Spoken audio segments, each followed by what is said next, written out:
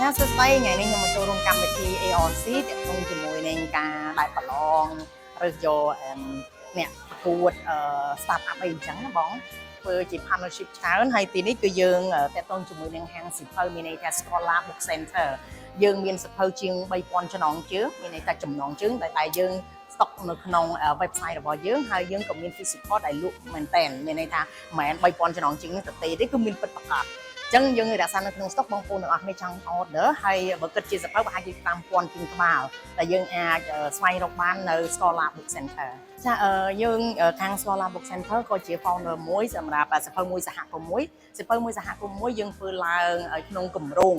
មានន័យថាជំរុញការអានទូទាំងប្រទេសហើយនៅក្នុងហ្នឹងយើងមានជា5 category ផ្សេងគ្នាមានន័យថាជំរុញការអានយើងលើកទឹកចិត្តឲ្យគាត់ឲ្យកាន់តែអានយើងជូនសភៅទៅគាត់មានន័យថា booking ទៅហើយនឹងមួយទៀតគឺយើងមានជាលក្ខណៈពិព័រណ៍មានន័យថាឲ្យគាត់មកជួបជាមួយនឹងអ្នកនិពន្ធតតែយើងទៅមាន partnership ជាមួយគាត់ហ្នឹងចូលរួមជាមួយគ្នាទៅតាមខេត្តតាមមិនគាត់បានសម្ដែងអីជាដើមចឹងទៅហើយយើងធ្វើសិក្ខាសាលាឲ្យគាត់ចែកកម្លែកអានយ៉ាងម៉េចនិពន្ធបែបយ៉ាងម៉េចហើយយើងធ្វើកម្មវិធីនេះគឺយើងបានធ្វើឲ្យឆ្នាំទៅនៅក្នុង25ខេត្តក្រុងដែលយើងជីកទៅជាមួយគ្នាហៅអំណានហើយយើងកម្មវិធីមួយទៀតគឺយើងដាក់អំណានមានន័យថាពេញគេហៅបណ្ណាល័យចល័តទាំងអស់គ្នាអាចទៅស្វែងរកនៅបាននៅខាង workshop យើងក៏មានដែរយើងថាកទេសឲ្យបងប្អូនទាំងអស់គ្នាទៅរៀនរាល់សប្តាហ៍គឺយើងនៅទីនោះហើយយើងអាននៅfreeអត់មានគិតថវិកាទេនៅពេលហ្នឹងហើយកម្មវិធីបន្ទាប់ហ្នឹងគឺយើងមានជាលក្ខណៈ reading contest ដែលយើងបានធ្វើឆប់ដូចគ្នាប៉ុន្តែអ្វីបច្ចុប្បន្នដែលយើងនៅគឺមានការចែកសភៅ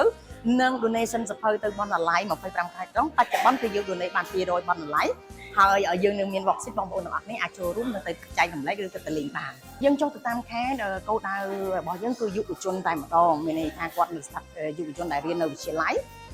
អនុវិទ្យាល័យហើយបើយើងគិតពីចន្លោះពីអាយុ15ឆ្នាំឡើងទៅបងអញ្ចឹងគឺថាសាលារបស់យើងអ្នកដែលគាត់អាចអានអាចនិពន្ធអាចសិក្សាស្រាវជ្រាវនៅក្នុងសភៅឬអីយ៉ាងហើយយើងអត់ប្រកាន់សភៅអីបងតើតងសភៅទាំងសភៅប្រឡោមលោកសភៅប្រវត្តិសាស្ត្រសភៅអប់រំឬក៏សភៅលើកទឹកចិត្តឬក៏សភៅតើតងជាមួយវិស័យអីយើងយកទៅហើយយើងលើកទឹកចិត្តឲ្យគាត់អានកាន់តែច្រើនមែនទែនគឺយើងបានដើរទៅ25ខែខ្ញុំមើលឃើញថានៅខែ1នៅឆ្នាំ2023យើងធ្វើនៅកំពង់ស្ពឺយើងអ្នកចូលរួមនៅក្នុងសិក្ខាសាលាហើយបូកជាមួយនឹងអ្នកដែលគាត់មកតាំងពីប៉ុមកចូលរួមជាង10000នាក់ទាំងដែលយើង donation ផ្សេងៗអញ្ចឹងយើងក៏មូលទៅខាងមន្ទីរមានជ័យយើងរៀងការទទួលអ្នកដែលចូលរួមសិក្ខាសាលាដែលសារបន្ទុកយើងតូចចឹងយើងក៏ទទួលបានត្រឹមតែប្រហែល5000 6000នាក់ទេដែលគាត់ចូលរួមនៅក្នុងការចូលរួមក្នុងកម្មវិធីយើងហើយយើងមកមូលនៅភ្នំពេញគឺយើងមិនជោគជ័យមែនទែនភ្នំពេញយើងធ្វើជាទៀងហើយមានការចូលរួមច្រើនប្រហែលជាក្នុង5000ទៅ6000នាក់អញ្ចឹងយើងគិតមួយអានឹងរហូតប៉ុន្តែចំពោះអ្នកដែលយើង donation ទៅលើបណ្ណាល័យសហគមន៍យើងបាននៅក្នុងមួយបណ្ណាល័យយើងឧបត្ថម្ភសភៅ100ជាង150ក្បាលទៅបណ្ណាល័យ200បណ្ណាល័យទូទាំងប្រទេសនៅពេលបច្ចុប្បន្នជាទិន្នន័យហើយសភៅវាមានជាង50000ក្បាលដែលយើងបានឧបត្ថម្ភទៅគាត់នៅពេលបច្ចុប្បន្នជាទិន្នន័យហើយចំពោះសិក្ខាសាលាយើងធ្វើបានរហូតដល់51ជាងសិក្ខាសាលានៅទាំងបំពាក់បំពន់ជាមួយនឹងអ្នកបណ្ណាល័យហើយរួមជាមួយនឹងពាក់ព័ន្ធជាមួយនឹងក្មេងយុវជនដែលគាត់ចង់សិក្សាចង់រៀនតាក់ទងជាមួយនឹងការ storytelling អានសភៅមិនឲ្យបកកាយទៅកាន់ក្មេងៗការថែរក្សាសភៅឬក៏ដាក់សភៅទៅតាមសហគមន៍ផ្សេងៗហើយមួយទៀតគឺយើងពាក់ព័ន្ធជាមួយនឹងការជួយ support ទៅលើសហគមន៍ហើយនេះគឺជាគំនិតផ្ដួចផ្ដើមពីយុវជនដែលគាត់បានសិក្ខាសាលាឬក៏យើងបានបណ្ដុះបណ្ដាលចំពោះគាត់តាក់ទងជាមួយសហគ្រិនភាពឬក៏ពាក់ព័ន្ធនឹង storytelling អញ្ចឹងគាត់ក៏មានគំនិតជួយដល់សហគមន៍យើងគាត់ក៏បានបង្កើត